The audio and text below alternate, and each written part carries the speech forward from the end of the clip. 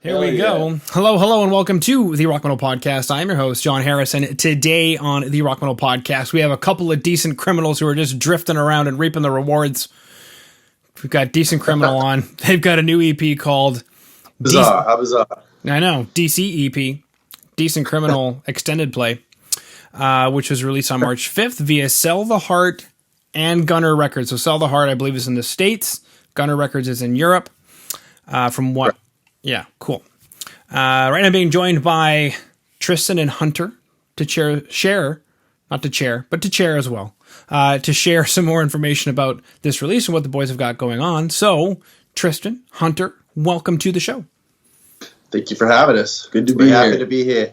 Yeah, I figure anybody who can get Mark McGrath to have a reaction to their video deserves, at least a chance. At least a positive one too, right? That's cool. I didn't know what to expect when I genuinely liked the song. That's right. Yeah. I guess maybe take us through that, because in the video he says that your manager reached out to him. So I guess what happened? Take us through the whole thing. Yeah, Kevin Daly is go ahead. is a good friend of ours. We grew up together, and he thought it'd be a good idea to hit up Mark McGrath via Cameo and send him our song, and wanted to get a reaction of him checking it out. So it worked out, and he liked it. It seemed like, so it was pretty funny. Yeah, we've been excited about putting that song out too. So just because it feels like a different style for us, and it's kind of a new, different direction to go. You know what I mean? I felt like Mark McGrath would like it. He did. he did like it. Okay, so I'm on the website now, because I'll be honest, I had no idea what was going on. It said Cameo on the screen. I didn't know. Okay. Yeah, I know. I'm learning as this interviews. There's actually quite a bit of people that didn't know what Cameo was. Like, dude, Mark McGrath? How did that happen? Yeah, so apparently you can buy his time. I'm on the website now for $90. You can have him do this. But I mean, the legitimate thing was that he actually liked it, and you could tell that he liked it. Right, for sure. Which is tight, yeah. Yeah, he wasn't lying by any stretch of the imagination. If you watch the video too, Kevbot is the guy who's breakdancing or trying to breakdance on the rooftop. There, he is successfully breakdancing on the rooftop in the video. So if you haven't seen the Reap video, it's something to check out. Which is pleasantly available on your Bandcamp. That's right. Yes. Which you're actually one of the first bands to make use of the fact that on Bandcamp now you can actually host videos. Yeah. I think that's Andy's handiwork for Sell the Heart. He put it together. Okay. So 2 record labels. How did you guys get in touch with these guys? Damn it. So we're from a town called Santa Rosa, which is like an hour north of San Francisco. So Andy is like of that area, and we knew Andy for years. And then he wanted to repress our last record, Bliss, and then we liked him, and we liked working with him. So we're like, yeah, we should do the EP together too. And then the record label from Germany, I don't really know how that happened. I think Andy got in touch with him. Our other label out of Belgium called Bearded Punk also was a part of the repress of Bliss. And they couldn't afford to do the EP, so Andy reached for someone else, and Gunner was into it. So that's how that happened. Okay. Something else I think I heard in there was that Reap is a new direction for you guys. So maybe take us through that. How did that end up happening? Was it a conscious decision? Really not. No. I think it's kind of been our thing the entire time. Is just just put together songs that are whatever the hell we want them to be. And Brian just had a cool riff, and he originally had that riff for the song like at the end of a different song, and then I was like, you should make that riff into a song, and he did, and it turned out to be that song. It was awesome. There's really no conscious thing. We're just kind of trying to do shit we think is cool, and that's about it. just write a good song. That's what it's all about. I mean, yeah, there's gonna be some stuff. Yeah, this is the first time we use like drum loops and like backward guitar and like all kinds of different shit. And Yeah, we don't really care. We're just trying to do something that we like, and we were getting a little more creative in the studio than opposed of just jamming. Yeah, you know? I think creative and comfortable is a key way to put it for us. Is just, we're not so concerned about trying to make things perfect anymore. We're just trying to do something that's fun and sounds cool. Mm-hmm. I'm imagining now you guys are in a very sophisticated studio, but you've got your slippers on and your smoking jacket. And full of fire in the background. We are comfortable. We are cool. We're ready to roll. Talking in our best baritone voices and swishing our brandies. Yes, telling people how we want our eggs in the other room. Exactly. Mm-hmm. The guy comes in and you say, "These aren't medium," and you throw them at him. Yep. Pull my pajamas down right there and just piss on him. Yes. Let them have it. Mm-hmm. Exactly. Any cooks who are listening in right now go, "Yeah, that's my day every day."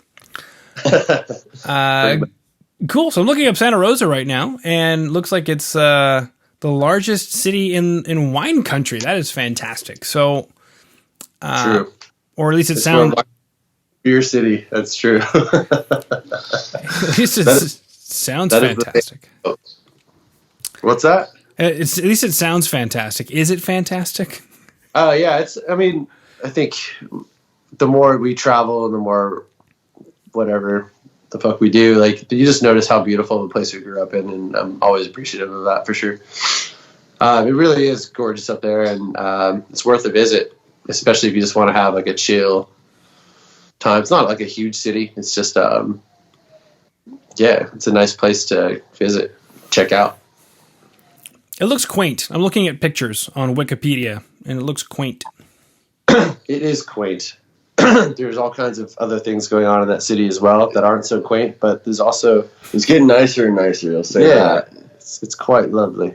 Mm-hmm. Well, I think that's where you get the decency and the criminality is, it's quaint. Yeah, it was just something that Hunter wrote on his desk when he was like 16 or something, and he liked that name. So yeah, I came with the name a long time ago. We kept it ever since, and I figure if Smashing Pumpkins can be successful, then why can't Decent Criminal be successful with a band name like that? Very true.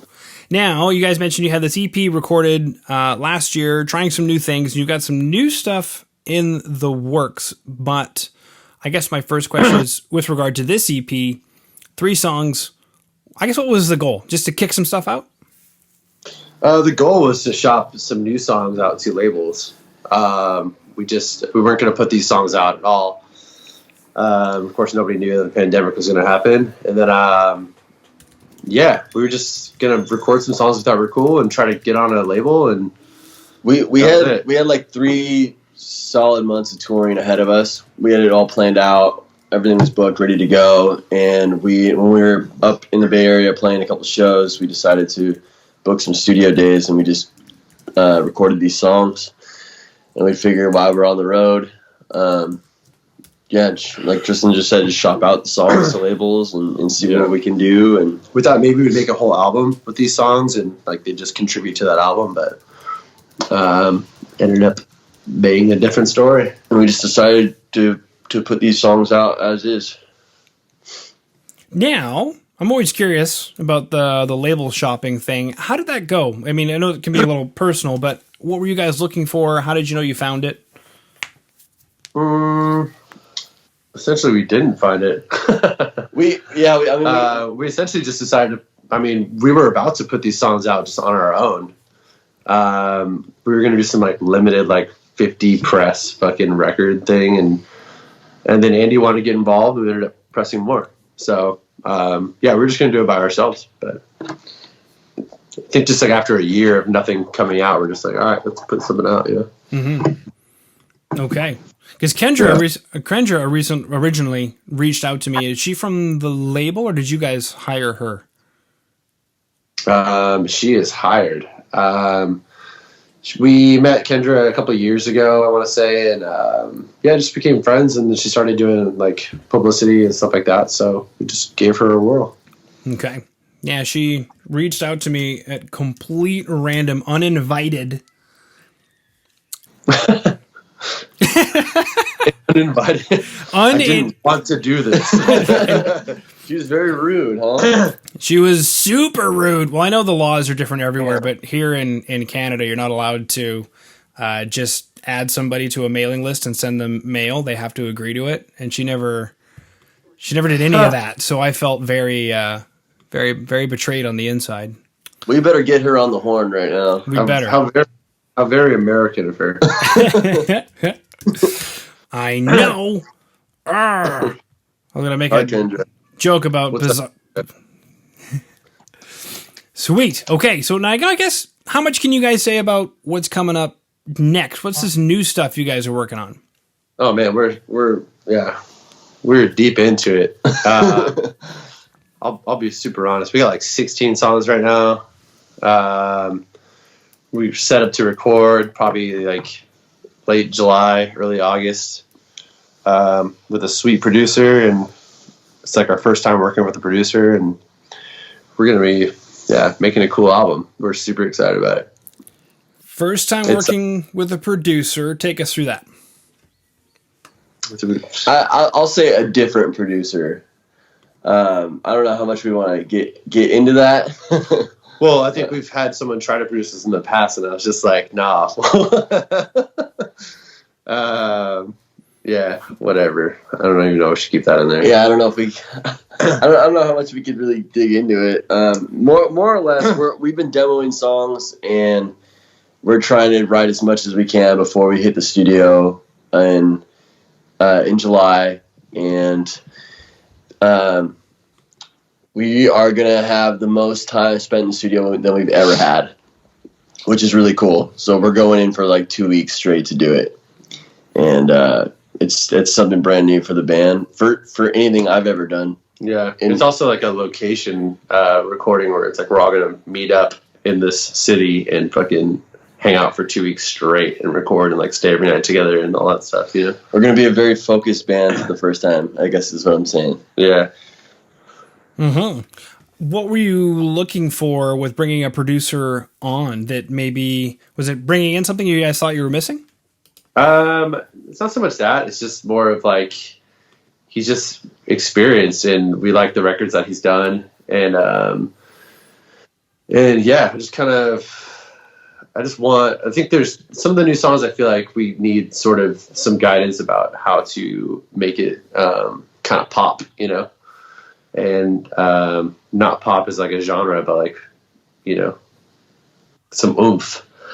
And I just feel like he's gonna be able to fucking give our songs that boost that they need, and we're excited about that. And to do something new too. I mean, I feel like we've done 3 albums now, essentially on our own with writing and doing that sort of thing. And like, why not try something different? You know, why not have 2 weeks in the studio and work with a producer who we're a fan of his work, you know? Yeah. Mm-hmm. I'm speculating he was willing to work within budget. Yeah, he got us a bad deal. That's for sure. We're all excited, and that's a great thing too. Just that all parties are excited about it. Yeah, we I knew his work because he did. He's done all the Pup records, especially like The Dream Is Over. I think the production on that is super sick. And yeah, so I just hit him up, and yeah, he liked our tunes, and he liked Reap, and yeah, so that's how it all started going. I don't think I need to tell you guys, but even Mark McGrath liked Reap. Yeah. He's got an ear for some hits. We've all had Sugar Ray in our head. Sugar Ray's made some hits, one time or another. You can't deny a good song. You can't deny a hit, man. No. Hey, man. No. I mean, and my daughter is about 9 months old, and when I was listening to the song Reap, she just started moving. And, you know, at that age, there's nothing conscious really going on. She just unconsciously, like, the song got to her, and she just started grooving. So, nice. Yeah, there's something about it. That's fun. Even like when I'm walking and you like listen to it back, it's like it almost changes the tempo of your step. You know, something about it. Is that? Yeah. Is that something you guys are going to take into the recordings for the next stuff? Like, Yeah, there's some songs that are sort of that kind of groovy vibe. But yeah, like we said, it's not really conscious. There's some all out rockers on there. There's some ones that have like drum machine or like whatever hell, and so it'll be, I don't know. I mean, I feel like everyone feels like their newest stuff is going to be their best stuff, but god damn it, this shit feels good, you know.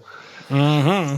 And it feels good on listening to it on a GarageBand. Like we're doing demos on our phones on GarageBand, and they're already sounding pretty cool. So I'm excited to bring them into the studio. Yeah, well, that what you said right there is just demonstrates where we're at in today's technological world. You can do demos on your phone on GarageBand on a free piece of software that quite literally probably right now sounds better than some people's albums. Yeah, Totally. Yeah, it's been very good for us to do. I mean, especially because the other guys we're in the same town as us, so we're all sending demos and stuff back and forth. Yeah, cool. I just looked up Pup. I remember them when they were Topanga, and I didn't know they switched to Pup. That's hilarious. Yeah. And then blew the fuck up. They're a great band. I'll have to look into some of their new stuff then. Yeah, they're a cool band. The Dream Is Over I think that's the one for me. Cool. All right, boys. I believe that's all my questions. I guess the only other question I had is kind of a dumb question, but I guess you looked in the liner notes for Pup and said, that guy, and then you looked him up on the internet and found a phone number and called him and said, we want to work with you? I sent him an email, yeah. Okay. I just sent him a reap, honestly. It was just like, yo, here's our new song. We want a new album. We like what you do. He said, I like what you do. And then we've been talking. Cool. That's it. Yeah, it's pretty simple and really nice how that kind of came about. Yeah, I think that's what surprises a lot of bands. They dream about working with certain people, but they're just a hired gun like anybody else. And if you call them, I'm pretty sure, unless they're got a lineup of, Justin Bieber and Beyonce behind you, they're probably willing to work within your budget. Mm-hmm. Yeah, for sure. Yeah. Pretty cool. It's gonna be rad. It will be rad. I'm looking forward to hearing that stuff when it comes out. So, boys, we chatted about your tunes, your demoing, your new album. We've chatted about Santa Rosa Wine Country. We've chatted about shopping around for labels. We've chatted about Mark McGrath. We've chatted about Sell the Heart. We've chatted about Gunner. We chatted about Kendra. If Kendra's listening in, hi, Miss Sheets. And a new album that's coming up. And I believe that's everything. Boys. And eventually a lot of touring when we can. Mm-hmm. We're going to be out as much as possible. Mm-hmm. Hey, on your Bandcamp, I saw some show. I don't know if those are last year's shows or potential shows for coming up. It was like May 15th. Yeah, we had a tour booked with Red City Radio and a band called Dead Bars, but that recently got canceled, obviously. Yeah. Due to the pandemic, so I got to take those off the Bandcamp. But yeah. Eventually, we had a bunch of tours planned, so it's going to be no different when everything opens back up. Okay. Cool. Well, boys, thank you so much for coming on to the Rock Metal Podcast today. Thanks for having us. Hello, or should I say goodbye? Thank you so much for listening to the Rock Metal Podcast. I've been your host, John Harris. Please head over to our website at www.therockmetalpodcast.ca. There you can sign up for our newsletter and find out more information about today's show.